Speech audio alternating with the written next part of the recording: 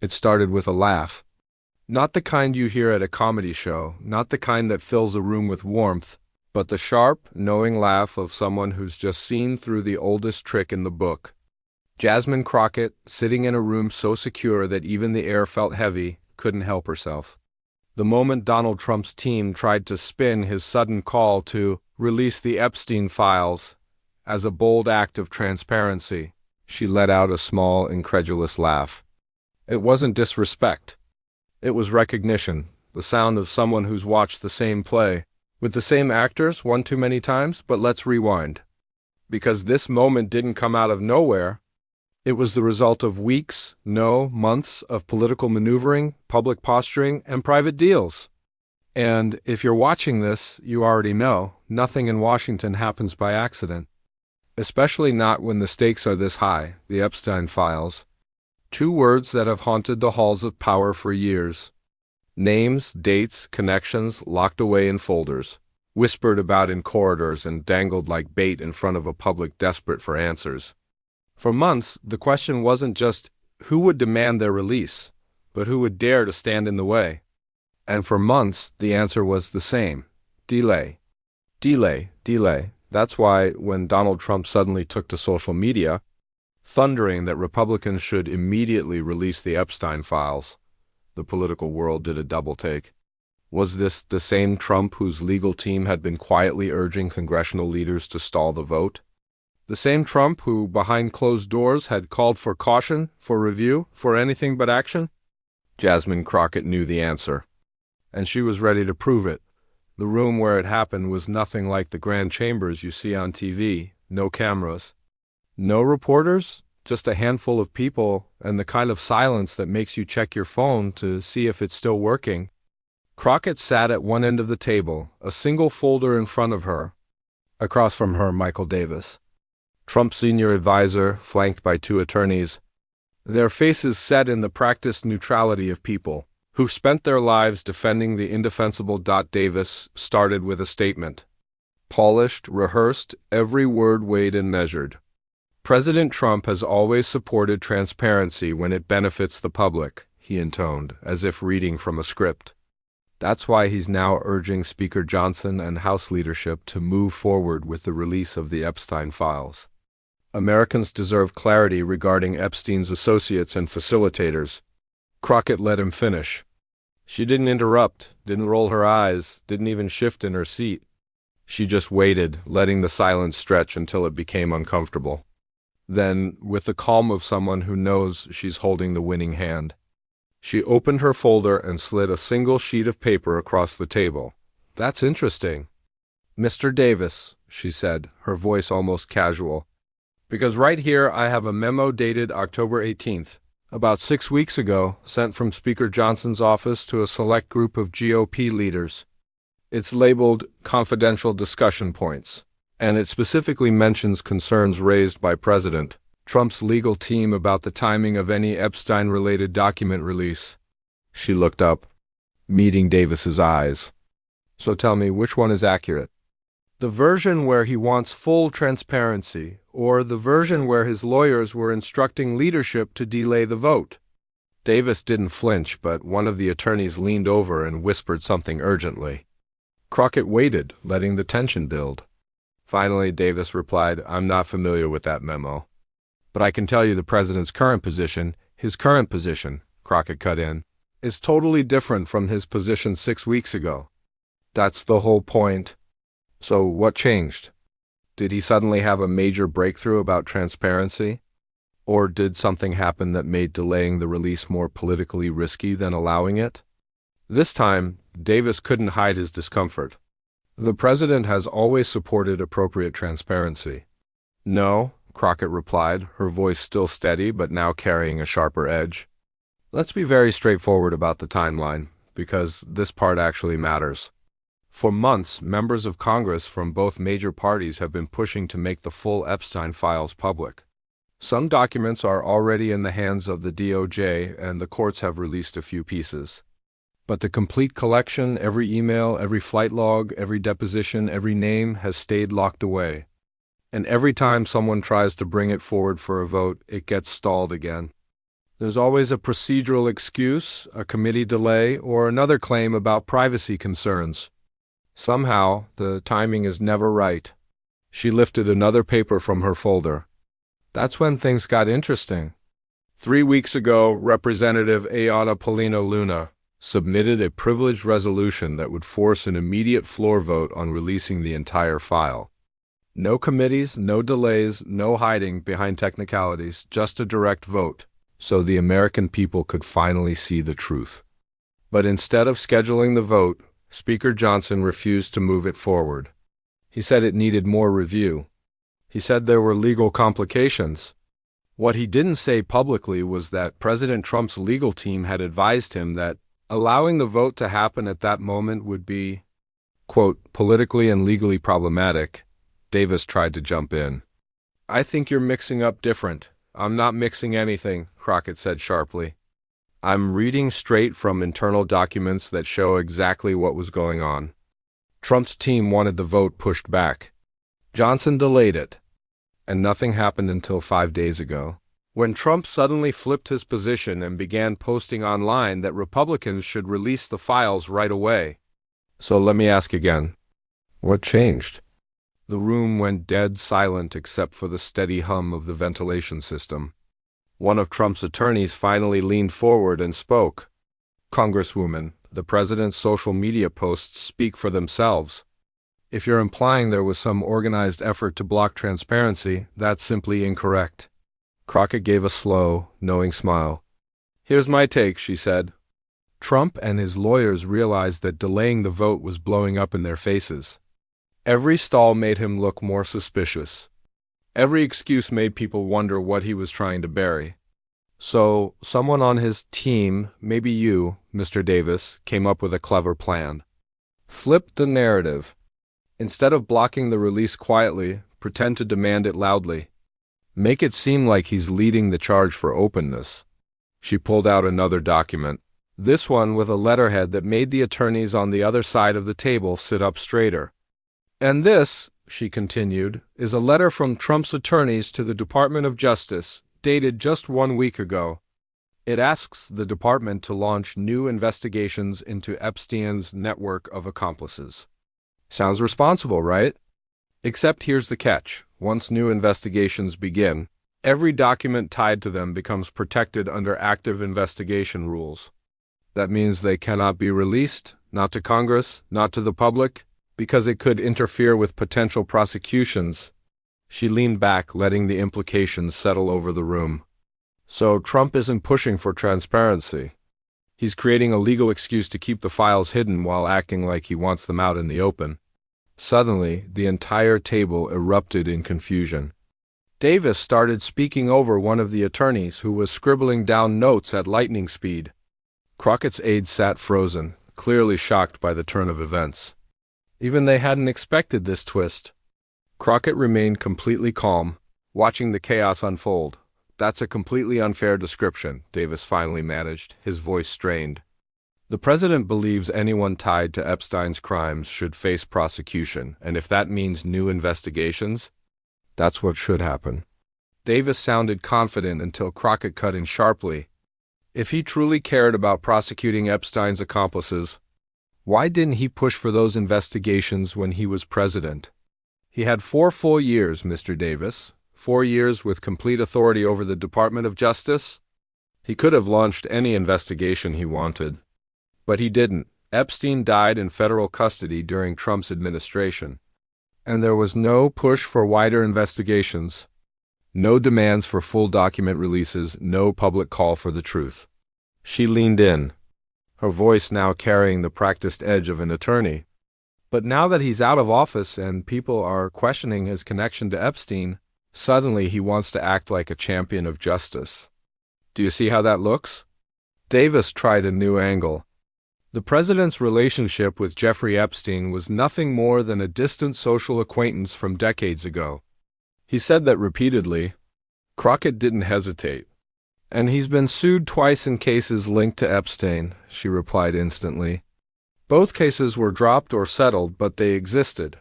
There are public photos of them together at several events. There are quotes of Trump calling Epstein a terrific guy, There are flight logs, guest lists, and plenty of documented interactions. She gestured with her hand, as if brushing away the last of the excuses. Now, maybe all of that is harmless. Maybe Trump had no idea what Epstein was doing. But if that's the case, if he's so confident he's innocent, then why spend months trying to stop Congress from voting to release the files that would clear him? She leaned forward, her voice firm. Here's what innocent people do, Mr. Davis. They welcome transparency. They say, release everything. Show people I had nothing to do with it. Innocent people don't send lawyers to pressure congressional leaders to delay votes. They don't create new investigations that conveniently seal documents. They don't switch from blocking releases to demanding releases depending on which approach looks better for them politically. One of Trump's attorneys tried to regain control. Congresswoman, with respect, you're making a lot of assumptions. I'm stating conclusions based on documented evidence, Crockett fired back. And here's something else the evidence shows. Mike Johnson has been dodging the Epstein vote for weeks. Every time he's asked about it, he sidesteps. Every time pressure builds, he finds a procedural excuse. And now I understand why. Because Trump told him to hold it back. She opened her phone, a clear break from the room's security rules, but no one dared stop her and read directly from Trump's recent post. Republicans should immediately release the Epstein files. The American people deserve transparency about everyone involved with this monster. That's what he posted 3 days ago. But 6 weeks ago, his lawyers were telling congressional leadership that releasing these files would be a problem. So which Trump are we supposed to believe? The version online demanding transparency, or the version behind closed doors working to keep everything hidden? Davis looked rattled now. The president's position has evolved as more information has come out. Crockett actually laughed out loud, not a polite laugh, but the kind that made it clear she found his explanation ridiculous. His position evolved in 6 weeks? She said, eyebrows raised. What new information could he possibly have discovered about Jeffrey Epstein in the last 6 weeks that he didn't already know for the past 20 years? Mr. Davis, do you hear how unbelievable this sounds? You're asking me to accept that Trump suddenly shifted from delay the release to release everything immediately because of some new information. What information? That people were finally starting to question why he was blocking it? The meeting was coming apart. One of Trump's attorneys was now on his phone, also a direct violation of the room's rules, clearly trying to get instructions from someone outside. Davis was scrambling through half-warmed explanations, none of which answered Crockett's actual questions. And Crockett wasn't backing off. She was just getting warmed up. Let's talk about Marjorie Taylor Greene, she continued, switching focus without losing momentum. Because her recent behavior makes all of this even more interesting. MTG has spent years being Trump's most loyal defender, attacking anyone who criticized him, amplifying every conspiracy theory, doing everything she could to protect him. And then out of nowhere she posts something that looks like an apology. Not a real apology, but a soft one. She hints that she might have been wrong about certain things. She says the MAGA movement might need some soul-searching. Crockett leaned back slightly. And here's what I think happened. I think she saw the Epstein file information. I think she realized that defending Trump on this issue could backfire and tie her to something she doesn't want to be tied to. And she decided it was time to step back just enough to protect herself. Even MTG, who has built her political brand on unwavering Trump loyalty, saw where this was heading. Davis attempted to interrupt. Representative Greene's statements are her own. Oh, I know they're her own, Crockett replied immediately. That's exactly why they matter. When your most committed defender starts quietly backing away, when the loudest Trump ally suddenly admits she might have been wrong, that tells you something important. It means even inside the MAGA circle, people are getting nervous about the Epstein situation. She paused only long enough for the weight of the moment to hit. And that's why Trump flipped his position. Not because he cares about transparency. He flipped because he realized that blocking the vote was going to look worse even to his own supporters than just pretending he wanted the files released. Crockett closed her folder, then fixed her eyes directly on Davis. Here's my concern. Mr. Davis, I think Trump is doing what we call, in legal terms, obstruction through misdirection. He's pretending to push for transparency while quietly creating legal obstacles to prevent it. He's publicly calling for the file release while privately launching new investigations that will seal those very files. He's attacking Mike Johnson for delaying the documents even though his own legal team told Johnson to delay them in the first place. She shook her head, her voice steady but now carrying the weight of someone who's seen this game played too many times. It's a shell game, a PR trick, and it works because people aren't looking closely enough to realize that Trump's public message and his private actions are complete opposites. Davis tried one final defense, his voice a little less certain than before. The president has consistently opposed political violence and chaos. Crockett's eyebrows rose, a hint of disbelief in her expression. Has he? Because I remember January 6th, I remember Stand Back and Stand By. I remember years of statements that encouraged hostility toward political opponents. And now, when the Epstein questions come up, we're seeing the same pattern again. Create confusion, shift blame, drown the facts in chaos so the truth gets harder to follow. She leaned forward one last time, her tone unwavering. But some of us are following the facts, Mr. Davis. Some of us are keeping track. And the facts show very clearly that Trump only started demanding transparency after realizing that blocking the files was becoming more damaging than releasing them. The meeting wrapped up quickly afterward. With no real answers, Davis said he would relay the Congresswoman's concerns to the president's team, which everyone in the room understood meant nothing was going to change. The attorneys rushed to gather their papers, eager to get out of the room, and Crockett walked out with the same folder she brought in, having accomplished exactly what she intended, putting on the record that Trump's sudden call for transparency was neither sudden nor sincere. The next day, Trump posted another message calling Jasmine Crockett a radical Democrat and claiming she was trying to distract from serious issues with baseless accusations. His statement was predictable, offered nothing new, and didn't address any of the contradictions Crockett had pointed out. Later that afternoon, she responded during a press conference. She explained that Trump could call her whatever names he wanted, but he still hadn't explained why his legal team spent months telling Republican leaders to delay the Epstein vote while he now pretended to support the release. He still hadn't explained why his attorneys were launching new investigations that would lock down the very files he said should be public. And he still hadn't explained why a person who claims to have nothing to hide keeps trying to control what information comes out. Political commentators quickly took notice.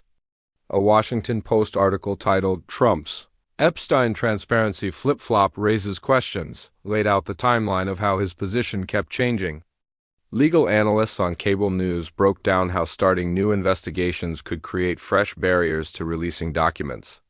Even a few conservative voices began asking why Trump's actions didn't line up with his public statements, but the biggest shift came from inside Congress. Once Crockett's closed-door confrontation circulated, pressure grew on Speaker Mike Johnson to finally schedule the Epstein file vote.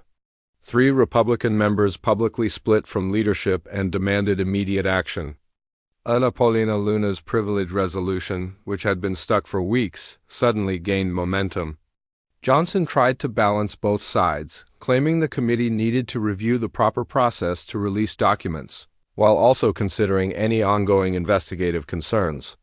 It sounded official but didn't move anything forward. Crockett quickly responded, saying they didn't need more reviewing or vague explanations. They needed a vote. And every day Johnson delayed proved Trump's calls for transparency were nothing more than a bluff that she had exposed. The situation is still developing. The full Epstein files remain unreleased. Trump continues posting about transparency while his lawyers continue pushing actions that limit transparency. Johnson continues to delay the vote, and Crockett continues pointing out the gap between political statements and political behavior. During a town hall back in her Dallas district, someone asked her why she kept pressing the issue instead of letting it fade away. Her answer summed up why the fight mattered. In a democracy, powerful people cannot decide which truths the public is allowed to know. They cannot create new investigations to hide documents while pretending they want openness. They cannot work behind the scenes to block votes while publicly demanding the same votes. When they try, someone has to speak up. Today, that person is me. Tomorrow, it could be someone else. But the principle stays the same. Sunlight exposes the truth. And the ones fighting hardest against sunlight are usually the ones with the most to hide. The audience in the town hall was silent for a moment, then broke into applause. It wasn't just about Trump or Epstein or even the files themselves. It was about the principle, the idea that democracy only works when the powerful are held to account. When the truth isn't something to be managed or spun, but something to be revealed, no matter how uncomfortable it might be. As Crockett left the stage, reporters pressed her for more details. Would she keep pushing for the vote? Would she demand further investigations? Her answer was simple. I'm not here to play games. I'm here to make sure the truth comes out. If that makes some people uncomfortable, so be it. That's what democracy demands. And as the news cycle churned on, as Trump's posts grew more frantic and Johnson's excuses more elaborate, one thing became clear. The laugh that started it all wasn't just a reaction. It was a warning, a signal that the old tricks weren't working anymore, that the public was watching, and that the truth, no matter how hard some tried to bury it, was coming to light. So, the next time you hear a politician suddenly demand transparency, ask yourself, are they really opening the doors, or just trying to control which ones you walk through? Are they shining a light, or just moving the shadows around? Because in the end, the difference between a bluff and the truth is the courage to laugh at the game and then call it out for what it is.